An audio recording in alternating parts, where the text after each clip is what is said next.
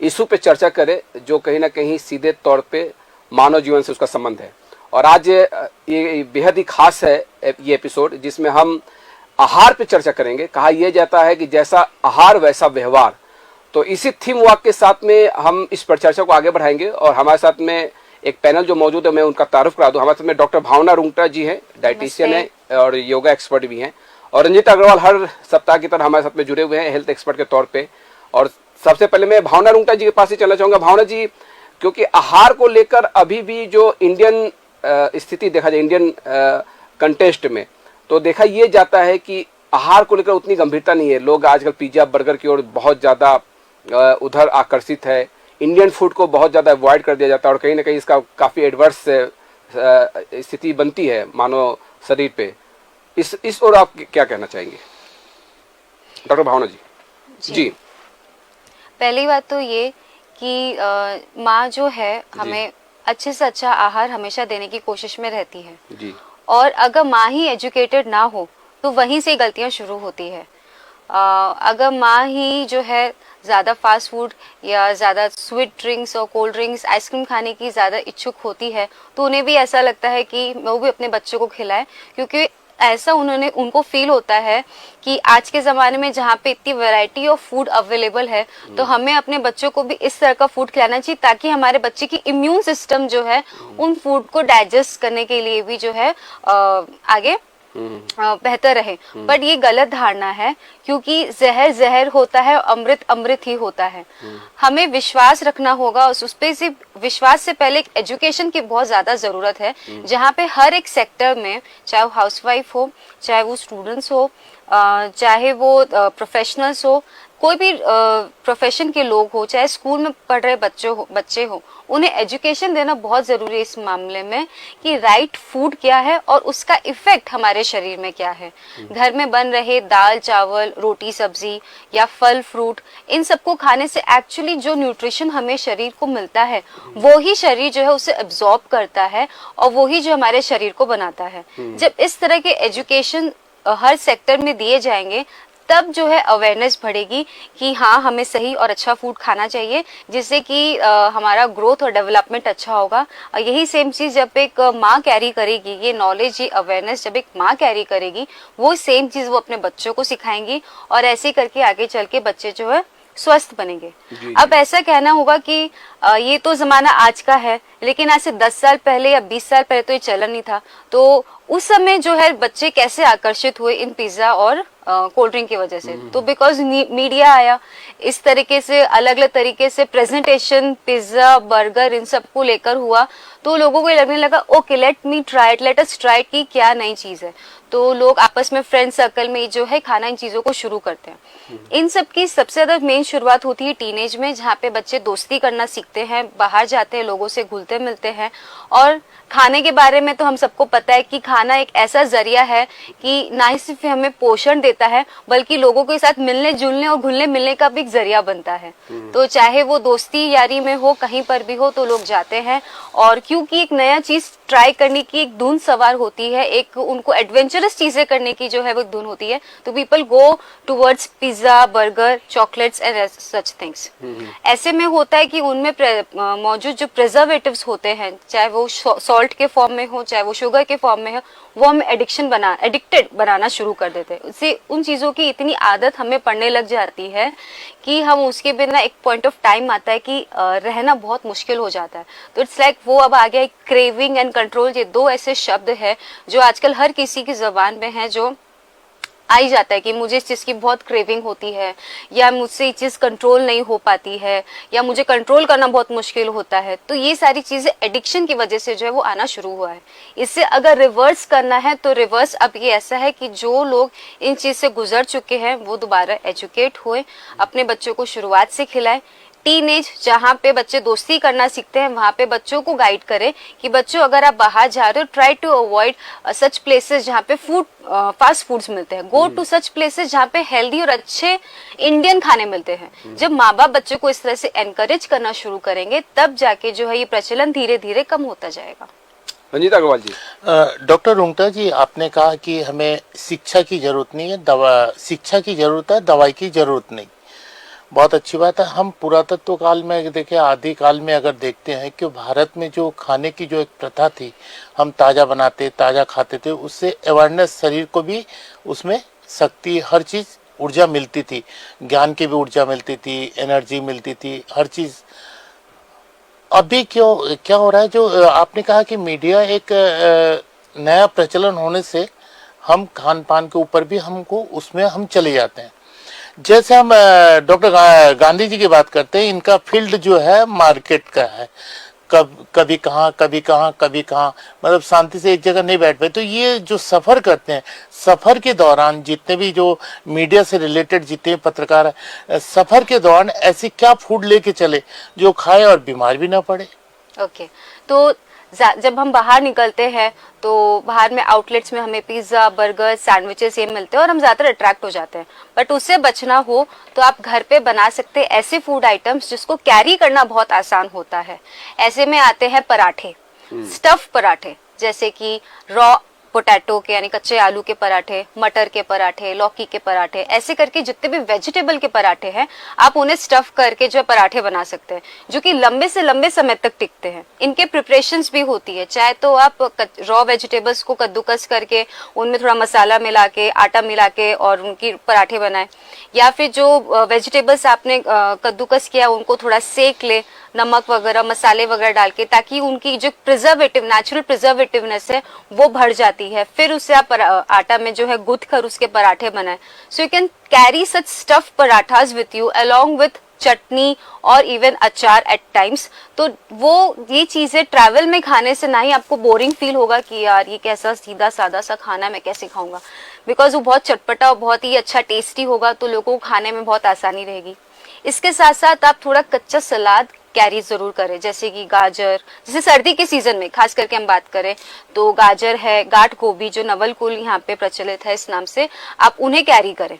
तो सलाद खाने से आपको एक हाइड्रेटेड फीलिंग आती है शरीर में, और शरीर के जो एंजाइम्स है वो सब सेक्रेट अच्छे से होना शुरू करते हैं। And then with it you have your paratha chutney, तो it gives you a fulfilling stomach, और उसके साथ साथ आपको ना ही गैस्ट्रिसिटी, ब्लोटिंग की शिकायत रहेगी, ना एसिडिटी की शिकायत रहेगी, आप में भरपूर एनर्जी रहेगी, तो जो आपको 5 से 6 घंटे तक आराम से खींचकर रख सकती है। पराठे के साथ साथ आप फर्मेंटेड फूड आइटम्स जैसे कि इडली, ढोकला, ये सब भी कैरी कर सकते हैं। जी, एक बात मैं यहाँ पे समझना चाहूंगा, खाना कब खाया जाए, इसको लेकर बहुत सारी भ्रांतियां हैं, और इस भ्रांति को दूर करना आवश्यक है कि खाना कब खाना चाहिए, ब्रेकफास्ट कब हो जाना चाहिए, लंच कब होना चाहिए और डिनर कब होना चाहिए, इसको थोड़ा सा आप क्लियर करेंगे? जी, ये डिपेंड करता है कि आप किस टाइप का फूड खाते हैं। जी, यानी कि जैसे कि हमारे ह्यूमन बींग्स के लिए जो फूड अवेलेबल है वो है फ्रूट्स, वेजिटेबल्स, सीरियल्स, पल्सेस। तो फ्रूट्स को की बात की जाए तो फ्रूट्स को अर्ली इन द मॉर्निंग खाना बहुत सेहत के लिए अच्छा रहता है, क्योंकि वो बहुत लाइट होता है, और जिस तरह से सुबह उठकर हम हैवी वर्क नहीं कर सकते हैं, वैसे डाइजेस्टिव सिस्टम को बहुत ज्यादा हैवी फूड लोड कर देने से उसके लिए बहुत हजम करना उसको मुश्किल हो जाता है, जो कि आज नहीं कुछ टाइम के बाद पता चलता है, जो कि रिजल्ट करता है ब्लोटिंग, एसिडिटी, और एक उम्र के बाद आप खाने की इतनी रुचि नहीं रख पाते, या फिर उस बीच दौरान भी आपको लगता है कि फुलफिलिंग रहता है सेंसेशन कि अब पेट भरा हुआ है, मैं क्या खाऊं। वो कंफ्यूजन जो होता है वो इसी वजह से होता है कि हमने अपने डाइजेस्टिव सिस्टम को स्टार्ट ढंग से नहीं किया।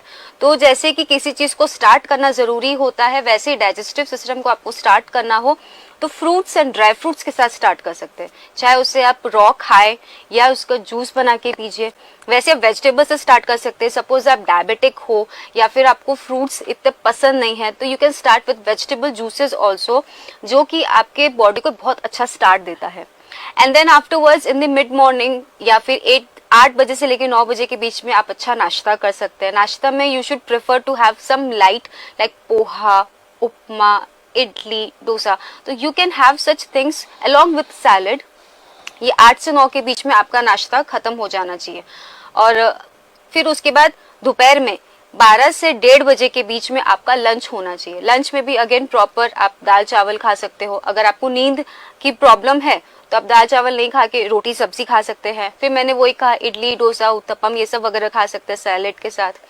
और उसके बाद शाम को जब आते हैं तो शाम को you can have dry snacks like makhana, peanuts, cashews, आपके अंजीर, खजूर, ये सारे ऐसे ड्राई फ्रूट्स, नट्स और सॉल्टी स्नैक्स है जो कि बहुत नुकसान भी नहीं करते और लेने से आपको हल्कापन भी रहता है, एनर्जेटिक भी रहता है. And then at night between 8 to 9 PM again you can have salad and dinner whatever you like.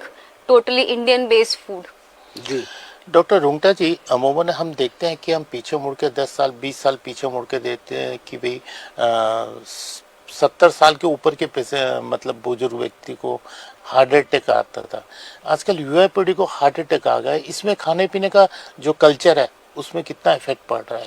Obviously आज से 20-30 साल पहले लोग जो है हमारे, चाहे वो मेरी मम्मी हो या फिर मेरी दादी हो, और तो उनसे हम जब बात करते तो कहते थे आजकल जो पिज्जा का चलन आ गया है तुम बच्चों के बीच में, हमारे बीच में कभी देखते भी नहीं थे. तो उसके पीछे का रीजन ही यही था कि जो फास्ट फूड है उनमें बहुत सारे प्रिजर्वेटिव्स, जैसे मैंने आपको पहले भी कहा था कि सॉल्ट एंड शुगर के फॉर्म में बहुत ज्यादा प्रिजर्वेटिव्स होते हैं. और क्योंकि खाने की प्रचलनता लोगों में बढ़ती जा रही होती है तो खाते रहने से और एट द सेम टाइम कि कब और कितना खाना चाहिए, कितनी गैपिंग रहनी चाहिए, वो आजकल का जो है लोगों के बीच में ये माइंडसेट निकलता जा रहा है. बिकॉज ऐसा लगता है कि अरे यार थोड़े स्ट्रेस फील कर रहे हैं, चलो कुछ उठा के खा लेते हैं. They can eat ice cream, chocolates, और या फिर कुछ मूड एनहांस करना तो चलो पिज्जा खा लेते हैं. तो ये सारी जो चीजें होती है it leads to over eating. Over eating का मतलब सिर्फ ये नहीं कि आप बहुत सारा खा रहे हो. ओवर ईटिंग का मतलब ये होता है कि आप थोड़ी थोड़ी देर में, हाफ एन आवर नहीं हुआ, 1 घंटा नहीं हुआ, 2 घंटा नहीं हुआ, you again start eating full meal in the form of pizza, chocolate, ice cream. So this leads to over eating. जब ओवर ईटिंग होता है तब बॉडी को कोई भी चीज को डाइजेस्ट करने में बड़ा मुश्किल होता है. और जब बॉडी डाइजेशन में नहीं होती है तो it leads to acidity, bloating, जिसका असर हमारे हार्ट पर भी पड़ना शुरू करता है. फिर फैट्स ज्यादा लेने से जो हमारे ब्लड वेसल्स है उनमें कोलेस्ट्रॉल जो है, बैड कोलेस्ट्रॉल, वो जमा होना शुरू होते हैं क्योंकि उन्हें निकलने का टाइम ही नहीं मिलता है. और ऐसे करके जो इस चीजों की प्रॉब्लम छोटी उम्र से ज्यादा होना शुरू करती है. मैंने आपको बताया कि टीन एज में जब लोगों को दोस्ती करने की इच्छा होती है, they start exploring and eat such kind of foods. तो this leads to heart problems in a very young age. एक बात और कि इन दिनों एक चर्चा ये चल रही कि शाकाहारी आहार बनाम अन्य आहार, खासतौर मांसाहारी को लेकर बातें की जाती है, शाकाहार वर्सेस मांसाहार. इसको आप थोड़ा सा रेखांकित करेंगी क्योंकि बहुत बेहतर होगा कि लोग ये नहीं समझ पाते हैं कि उनको मांसाहार खाना चाहिए या शाकाहार खाना चाहिए. ओके जी. सो ये टोटली आपके अपने रिलीजन एंड कल्चर के ऊपर डिपेंड करता है कि आप कहाँ कौन से कल्चर से आ रहे हो, कि जिस कल्चर में अगर शरीर पर क्या प्रभाव पड़ता है. हाँ, तो ऐसा कहना है कि दोनों ही फूड अपनी अपनी जगह पे बहुत अच्छे हैं और उनका प्रभाव ऐसा है कि वो आपकी हाजमा शक्ति पर डिपेंड करता है कि आपका डाइजेस्टिव पावर कितना अच्छा है. बट इसमें मेन सबसे बड़ी बात आती है कि प्रोटीन का सोर्स या विटामिन B12 का सोर्स मीट और नॉनवेज फूड्स में जो सबसे ज्यादा मिलते हैं in comparison to plant based food यानी कि वेजिटेरियन फूड, जो कि एक मिथ है. हमको प्रोटीन हमारी दालें, होल मूंग, होल चने, इन सब से भरपूर मात्रा में मिल जाती है. घास, उनमें भी भरपूर प्रोटीन होता है. और कैल्शियम की बातें की जाए तो यही सारी जो हमारी ग्रीन लीफी वेजिटेबल्स है, रागी बहुत अच्छा सोर्स है आपके कैल्शियम का. तो ये जो एक आपको मिथ है कि अगर हम मांसाहार खाएंगे तो ही हम स्ट्रांग रहेंगे, तो ये धारणा बिल्कुल गलत है. Because India and out of India also there are many athletes who are vegan. Vegan का मतलब समझ सकते हैं कि मांसाहार तो वो दूध और दूध से बनी चीजें भी नहीं लेते and they are so strong and fit. हमारे इंडिया में ही जो है बहुत सारे हमारे ऐसे क्रिकेटर्स है जो कि वीगन है, लाइफस्टाइल में जीते हैं. जो बहुत सारे प्लेयर्स है जो कि वीगन लाइफस्टाइल फॉलो करते हैं एंड दे हैव सेड कि हमारी गेम जो है वो बहुत पहले और अच्छी तरीके से जो है वो इम्प्रूव हुई है. जैसे विराट कोहली का एग्जांपल जो कि वीगन डाइट पे जीते हैं और he said in his own interview कि मेरा गेम पहले से ज्यादा इम्प्रूव हुआ है. तो इसके कहने का हम प्रूफ बना सकते हैं कि अगर आप सिर्फ प्लांट बेस्ड डाइट पर भी अगर आप जीते हैं तो देयर इज नो चांस कि आप वीक पड़ेंगे, आप स्ट्रांग ही स्ट्रांग बनेंगे. जैसे कि इरिश में एक बहुत ही बड़ा वेट रेसलर था. He was so strong, so build up. तो उसने बोला तो किसी ने आदमी ने उनसे पूछा कि how are you so strong as an ox without eating a meat. तो उसका जवाब बड़ा ही इंटरेस्टिंग था. उसने कहा कि आपने कभी एक ऑक्स को मीट खाते हुए देखा है? And that can burst your क्या बोलते हैं धारणा कि मीट खाने से ही आप स्ट्रांग बनोगे, ऐसा बिल्कुल भी जरूरी नहीं है। दोनों के लिए आपको इक्वल अच्छे एंजाइम्स चाहिए। वर्क अपॉन कि आप अच्छी कसरत कर रहे हो, आपकी लाइफस्टाइल, आप धूप ले रहे हो, अच्छी हवा ले रहे हो, so that you are preparing the inner environment of your body to digest the food. Doctor Rungta ji, हम आज की जो खान पान है उसे बच्चों को भी देखते हैं और माँ को भी देखते हैं। तो अमूमन ये हम देखते हैं कि गर्भवती महिलाओं को जो बच्चे पहला महीना, दूसरा महीना, तीसरा महीना, तो इसमें क्या खाने पीने की अपने को क्या सावधानी बरतनी चाहिए ताकि बच्चा भी ग्रोथ हो और माँ को भी अपना डाइट फुलफिल करने को मौका मिले। तो ऐसा कौन सा जो अपने भारतीय जो खान पान है उससे हम ले सके? भारतीय खान पान की तो बात ऐसी की जाए, हमारे सामने सब अवेलेबल है। लोकल मार्केट में आप जाते हैं तो हर तरह की लोकल और सीजनल वेजिटेबल्स आपको मिलते हैं। तो आपको टाइम टू टाइम हर सीजन के अकॉर्डिंग और आपके जिस जगह पे आप रहते हो उसके अकॉर्डिंग आपको हर तरह की सब्जी और फल खरीदनी चाहिए और उसको खाते रहना चाहिए। जहाँ तक बात होती है कि मैंने आपको पहले ही बताया कि लड़कियों को एजुकेटेड होना बहुत ज़रूरी है, कि उनको पता होना चाहिए कि हम सही खाना खा रहे हैं तो हमारा शरीर डेवलप होता है ना। जब वो प्रेग्नेंट हो रही है तो उनके ऊपर जिम्मेदारी हो जाती है कि अपने साथ साथ जो उनके गर्भ में पल रहा बच्चा है उसको भी जो है वो अच्छी ग्रोथ की तरफ जो है आगे बढ़ाए। तो प्रेगनेंसी में खास करके ऐसे 32 केमिकल्स है जिसकी बहुत ज़्यादा आवश्यकता प्रेगनेंसी के दौरान होती है। उनमें से कुछ का नाम मैं आपको बताऊंगी, स्टार्टिंग विथ कैल्शियम, कॉपर, फिर आपका आयोडीन, फॉलिक एसिड, ऐसे करके 32 केमिकल्स है जिनकी आवश्यकता होती है। और ये केमिकल्स जो या फिर जो विटामिन एंड आपके मिनरल्स है, इनका अलग अलग रोल होता है शरीर में। कैल्शियम जो है हमारे बोन्स को स्ट्रांग बनाता है, जो कि बच्चा जो है कैल्शियम ले रहा होता है माँ से। इसका सबसे अच्छा सोर्स है इंडियन डाइट में आपके वाइट सेसमी सीड्स, रागी और करी लीव्स। इस तरह से आपकी ये जो फूड है ये आपको भरपूर मात्रा में जो है कैल्शियम प्रोवाइड करते हैं। फिर हम बात करेंगे कॉपर की, तो copper is very good for the heart development of a child. और फिर हम बात करेंगे आयोडीन की, तो आयोडीन जो है वो आपके ब्रेन एंड स्पाइनल कॉर्ड को जो है वो डेवलप करता है। आपके थायराइड ग्लैंड को, बच्चे के थायराइड ग्लैंड को जो है वो डेवलप करता है, जो कि आपको नमक में मिल जाता है। And in some vegetable in a very trace, बहुत कम मात्रा में अगर वेजिटेबल्स की बात की जाए तो आपको कैबेज वगैरह में आपको आयोडीन अच्छी मात्रा में मिल सकती है। इसके अलावा आपका फॉलिक एसिड है जो कि आपके ब्लड सेल्स फॉर्मेशन में हेल्प करता है। प्री टर्म बर्थ यानी बच्चा समय से पहले जन्म ले ले तो उसकी रोकथाम के लिए आप फॉलिक एसिड के फूड्स को इस्तेमाल कर सकते हैं। और डायबिटीज जो कि प्रेगनेंसी के दौरान होती है, तो इन सब का मेन कारण है कि आपके शरीर में फॉलिक एसिड जो है आप उसको ले नहीं रहे हो, क्योंकि इसकी शुरुआत आपको प्रेगनेंसी से पहले ही कर लेनी चाहिए, कंसीव करने से पहले। उसे लेकर जब तक आपकी प्रेगनेंसी हो तो फॉलिक एसिड जो है वो आपको अच्छी मात्रा में लेनी चाहिए। फॉलिक एसिड के अच्छे सोर्स हमारे सीड्स है, खजूर है, अंजीर है, पपीता है, बीटरूट है। These are the very good source of folic acid. And also the green vegetables like spinach, सरसों का साग। जी, एक बात और, ये कहा जाता है कि कभी खट्टा या मीठा एक साथ नहीं खाना चाहिए। दो दाल की भी एक अपनी धारणा है, कॉन्सेप्ट है। इसको भी थोड़ा सा साफ करेंगे क्योंकि दर्शक ये समझना चाहेंगे कि खट्टा मीठा और जो दो दाल की बात कही जाती है कि दो दाल का सेवन एक साथ नहीं करना चाहिए। सिंपल से आपको एग्जांपल दूंगी। जी जी। एक औरत अगर जैसे किचन में खाना बना रही है जी, अचानक से उसका बच्चा आके उसको तंग करता है, मम्मी मेरा ये सम सॉल्व नहीं हो रहा है, या मेरे कपड़े कैसे है, या मुझसे पैंट पहना नहीं जा रहा, छोटा सा बच्चा भी आ जाए तो एक माँ थोड़ी देर के इरिटेट हो जाती है, अरे यार मैं खाना बनाऊंगी उसका कपड़ा, तो भी थोड़ा काम को साइड में करके उसको देखती है। इतने में दूसरे हस्बैंड आके चलाता है, अरे मेरा पर्टिकुलर सामान कहाँ है, तो उधर ध्यान जाता है, अरे हाँ हस्बैंड को भी सामान देता है, उधर से पीछे मदर इन लॉ बोल रही होती है। तो ऐसे में क्या होता है, हम कंफ्यूज और हैरेस हो जाते हैं, अरे यार कितना सारा काम है, मतलब एक साथ इतना सारा बोझ। वैसे ही काम होता है सिस्टम के साथ। हर एक फूड का अपना केमिकल कॉम्पोजिशन होता है। जब वो खाया जाता है तो शरीर उसके अनुरूप अपने एंजाइम्स और डाइजेस्टिव जूसेस सेक्रेट करता है, जो कि बहुत ही वैरायटी में है हमारे शरीर में। तो ऐसे में जब हम एक प्रकार का फूड एक टाइम पे खाते हैं तो बॉडी अच्छे से उसको हजम कर लेता है और उसे अब्सॉर्ब करके हमारे शरीर को न्यूट्रिशन देता है। लेकिन अगर हम दो डिफरेंट टेस्ट के फूड एक साथ खाते हैं तो शरीर कंफ्यूज हो जाता है कि मैं कौन से जूस को सेक्रेट करूं। इसको हजम करने के लिए सेक्रेट करो तो ये अकेला पड़ जाएगा, अगर इसको सेक्रेट करो तो इसको हजम करो तो ये अकेला पड़ जाएगा।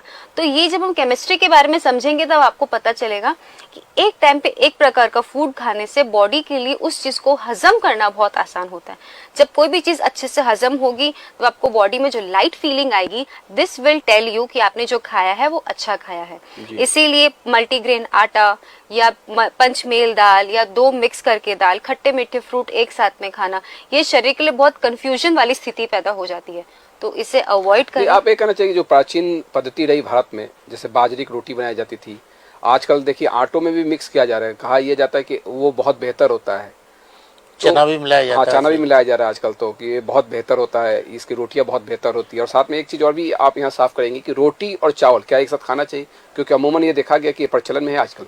मैंने आपको अभी कहा ही है कि शरीर कंफ्यूज हो जाता है जी। तो आप क्या उस वक्त कर रहे होते हो कि 2 आपके सामने जो चीज है वो बहुत अच्छी है, तो आपको ऐसा लगता है कि अगर मिक्स करके खाएंगे तो डबल पावर वाली हो जाएगी, बट ये डबल पावर ही जो है एक्चुअली गलत धारणा है। आपको उस चीज को केमिकल एंड केमिस्ट्री के तौर पे समझना पड़ेगा कि अगर हम एक टाइम पे एक फूड खाते हैं तो शरीर के लिए उसको हजम करना बहुत आसान होता है। जैसे कि एक टाइम पे अगर हम एक ही टाइप का काम कर रहे हैं, उसको ध्यान लगा के करते हैं, तो हमारा फोकस ज्यादा अच्छा होता है, वो काम जल्दी खत्म होता है और उसके रिजल्ट बेहतर होते हैं। तो वैसे ही जैसे कि रोटी और चावल है, आमतौर पे हमारे इंडियन हाउस होल्ड में प्रचलित है, आज भी लोग खाते हैं, पर ये एक्सपेरिमेंट से प्रूव हुआ है, खास करके मैं अपने घर की बात करूंगी कि जब मैंने बोला कि नहीं चलो इस बार ट्राई करते हैं कि हम आज एक टाइम पे एक टाइप का अनाज खाएंगे, तो 1 दिन 2 दिन जब खाया गया तो लिटरली मेरे घर वालों ने कहा कि हाँ भाई पेट में बहुत हल्कापन फील होता है, जो हैवीनेस लगता था कि रोटी खाने के बाद हम चावल खा रहे थे, एक अलग सा भारीपन लगता था, पर आज हमने रोटी खाई है, आज हमने चावल खाया है, तो उन्होंने खुद अपने मुंह से ये कहा है कि हाँ हमें हल्कापन फील हो रहा है। तो ये सिर्फ जो केमिस्ट्री की बात थी, उसके साथ साथ मैंने आपको एक मतलब ऐसा हो सकता है कि आप ब्रेकफास्ट में रोटी ले लीजिए, लंच में आप चावल ले लीजिए, ये तो हो सकता है ना। बिल्कुल जी जी। आप वैरायटी इंक्लूड करिए, एक टाइम पे आप गेहूं खाएं, एक टाइम पे आप चावल खाएं, एक टाइम पे आप मिलेट का कोई आटा रोटी खा लें। लेकिन ये जो मिक्स किया जा रहा है आटों में, जैसे बाजरा हो गया, उसके साथ में गेहूं को मिक्स करके पिसा लेते हैं, जैसे चना का जिक्र रंजीत जी ने किया।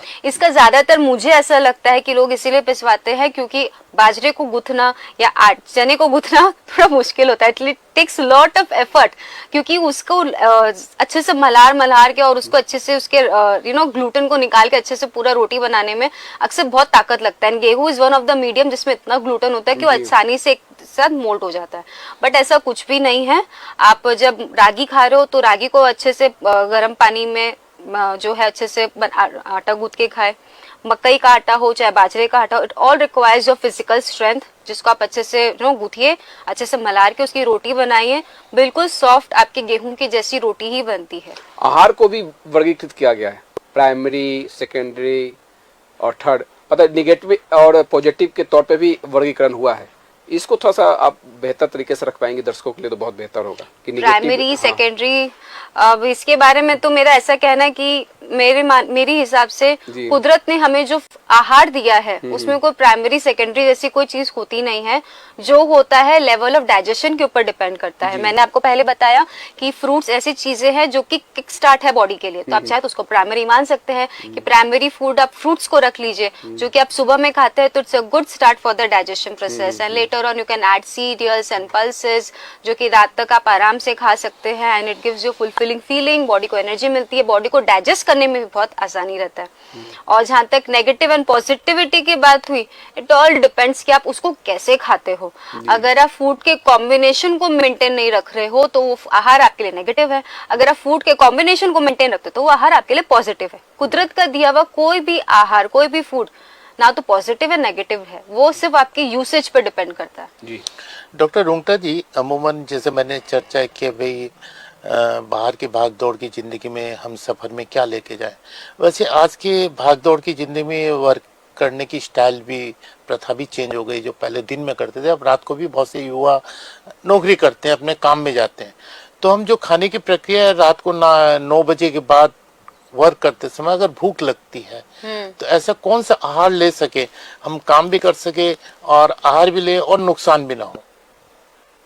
ये आपके दिनचर्या पे टोटली डिपेंड करता है कि आप नाइट शिफ्ट में काम कर रहे हैं कि आप डे शिफ्ट में काम कर रहे हैं। डे शिफ्ट में काम करने वालों के लिए चीज़ें बहुत आसान है कि वो अपने दिन की शुरुआत फ्रूट से करें, फिर मैंने आपको जैसे बताया नाश्ता, लंच एंड डिनर, बीच में स्नैक्स। तो ये जो दिन में काम करते हैं, दिन में सुबह जल्दी उठते और रात को जल्दी सोते हैं, उनके लिए ये चीज़ें बहुत आसान हो जाती हैं। बट अब सवाल आता है कि जो लोग रात में काम करते हैं या दिन भर उनको जग के रात को 2, 3, 4 बजे तक काम करना पड़ता है, उनके लिए क्या ज़रूरी है। तो सबसे पहले आप ये चीज़ को समझ ले कि हम जब इस तरह की लाइफस्टाइल मेंटेन करते हैं तो हम बॉडी के अपने नेचुरल साइकिल से दूर होते जाते हैं, क्योंकि बॉडी को इस चीज़ से कोई फर्क नहीं पड़ता है कि आप लाइफस्टाइल कैसी जी रहे हैं, आप मॉडर्न जी रहे हैं कि आप ट्रेडिशनल जी रहे हैं। बॉडी को यही पता है कि जो भगवान ने उसे बनाया है और जिस तरीके से उसने बनाया है, जो फंक्शन उसके अंदर उस चीज के लिए डाले हैं कि धूप सूरज निकलेगा तो शरीर जो है वो जागृत होता है, सूरज ढलता है तो शरीर का वैसे वैसे फंक्शन जो धीरे धीरे कम होता जाता है। तो बॉडी तो उस हिसाब से चलती है क्योंकि शरीर वैसे ही बना है। ऐसे में क्या होता है कि ज्यादातर सबसे पहले इश्यूज स्टार्ट होते हैं हमारे डाइजेशन से, उसके बाद ये जाता है हमारा हार्ट ब्लड प्रेशर पे, और उसके बाद हमारे स्लीपिंग पैटर्न, ये ब्रेन पे। तो इससे जो है अगर आपको निपटना है तो आप अपने डाइट में प्रोबायोटिक्स और फर्मेंटेड फूड का इस्तेमाल करें, क्योंकि ये ऐसे गट बैक्टीरियाज के सोर्सेज है जो कि आपके डाइजेशन को बहुत मजबूत और अच्छा रखता है। और जो आपकी लाइफस्टाइल, जो आपने रात में इस चीज को अडेप्ट किया है कि भाई आपको रात में काम करना है, अब आपके लिए ये एक प्रायोरिटी हो गई कि भाई क्योंकि अगर आपको रात में ही शिफ्ट मिला है, काम मिला है, अपनी मेहनत करके आपने जॉब ली है, या जो भी रीजन हो कि अब आपको किसी भी वजह से आपको रात में काम करना पड़ रहा है, तो have food that have probiotics and fermented foods. जैसे प्रोबायोटिक्स में आपके योगर्ट और दही आ जाती है, और फर्मेंटेड फूड आइटम से मैंने आपको बताया ही है कि इडली डोसा हो गया, या आप वेजिटेबल्स को फर्मेंट करें, उसे खाने से आपके गट बैक्टीरिया जो है वो इम्प्रूव्ड रहेंगे। गट बैक्टीरिया इम्प्रूव रहा तो आपका डाइजेशन इम्प्रूव रहेगा, which will lower your blood pressure जो कि हाई हो जाता है when you start working at night. और आपके ब्रेन को भी जो बहुत अच्छी जो ऐसे फुर्ती मिलती है, so you can sustain yourself like this. Doctor Rungta ji, अभी के जो खान पान के हिसाब से हम देखते हैं तो अभी भारत में सबसे बड़ी समस्या है शुगर की। शुगर की समस्या, किसी को शुगर हो भी जाती है तो जो मालूम नहीं पड़ता है, साल 1.5 साल में कभी उनको बुखार या कुछ तकलीफ होती है तो डॉक्टर के पास जाते हैं, तब चेक करने के दौरान मालूम पड़ता है कि उनके शुगर हो चुका है। शुगर क्या है, साल भर हो गया। तो इस शुगर की बीमारी से निजात पाने के लिए डाइट चार्ट उसमें क्या हम समाधान निकाल सकते हैं कि शुगर भी ना हो और शुगर कंट्रोल हो भी गया तो उसको कंट्रोल भी किया जाए और नित्य जो क्रिया कर्म है वो हम कर सके। डायबिटीज की हम बात करें तो उसमें सबसे बड़ी प्रॉब्लम आती है कि या तो शरीर इंसुलिन बिल्कुल भी नहीं बना रहा है, और अगर बना रहा है तो शरीर उसे एब्जॉर्ब नहीं कर पा रहा है। और उसके पीछे का सबसे बड़ा रीजन ये है कि पैंक्रियाज जो है या तो काम करना बंद करती है, और या तो फिर शरीर के सेल्स जो है उसे अनजान हो चुके हैं। इसका पीछे का रीजन हमारे खान पान में ये है ओवर ईटिंग। जैसे कि मैंने आपको बोला था कि हर थोड़ी थोड़ी देर में हम बहुत सारा बहुत सारा खाना खाते हैं, इसकी वजह से जो डाइजेशन में जो भार पड़ता है, अब सारे जो टॉक्सिन्स जो यानी कि वेस्ट मटेरियल हमारे शरीर में प्रोड्यूस हुए, अगर वो टाइम टू टाइम हमारे शरीर से बाहर नहीं निकले तो शरीर के अलग अलग हिस्सों में वो जमा हो जाते हैं। And what it disturbs the cell cycle that is present in each and every part of the body. ये कमरा है हमारे पास, अगर इसमें और 10 लोग आ जाए तो मैं ना आपसे बात कर पाऊँ ना कोई हमसे बात कर पाए, सांस लेने तक की जगह नहीं होती है। वैसे ही जो हमारे शरीर में जो कोश है, अगर उनमें अननेसेसरी टॉक्सिक मैटर या अननेसेसरी डाइजेस्टेड फूड जमा होने लग जाए तो शरीर को उस चीज को जो है अपनी सेल को की क्रिया करना बहुत मुश्किल हो जाता है। तो जब पैंक्रियाज इंसुलिन सेक्रेट कर रहा होता है तो उसे दिख रहा होता है कि सेल्स तो उसे अब्सॉर्ब ही नहीं कर रहे, तो ऐसे करते करते वो बेचारा हार मान जाता है और फिर वो भी इंसुलिन जो है सेक्रेट करना कम या बंद कर देता है। तो ऐसे में आपको सिर्फ नियमों का पालन कर ले तो भी आपके शरीर में जो है स्फूर्ति और जो है आपको ये सारी प्रॉब्लम से आप निजात पा सकते हैं। जी। सबसे पहला टाइम टू टाइम खाना शुरू करें। आप अपना फिक्स रूटीन करें कि आपको किस टाइम पे क्या खाना है। ऐसा करने से आपके शरीर को पता रहेगा, स्टमक को, कि हाँ मुझे कल अपने शरीर में जूसेस को सेक्रेट करना है। तो जब जूसेस सेक्रेट होगा तभी खाना हजम होगा। तो इसलिए टाइम टू टाइम खाना खाने की आदत डालें। समय पे खाना खाएं, समय पे दिनचर्या को रखें। हाँ। और निश्चित तौर पर जिस तरह से हमने आहार को समझा कि आप अपने व्यवहार को किस तरह से संतुलित करते हैं, वो आहार को भी संतुलित कर सकते हैं। उससे आपके जीवनचर्या पर किस तरह का बदलाव होगा। तमाम पहलू पे चर्चा करने के लिए मैं यहाँ पे डॉक्टर भावना रुंगटा और साथ ही रंजीत अग्रवाल जी का बहुत बहुत धन्यवाद करना चाहूंगा। Thank you. साधना न्यूज पे खबरों का सिलसिला जारी रहेगा। Back to studio.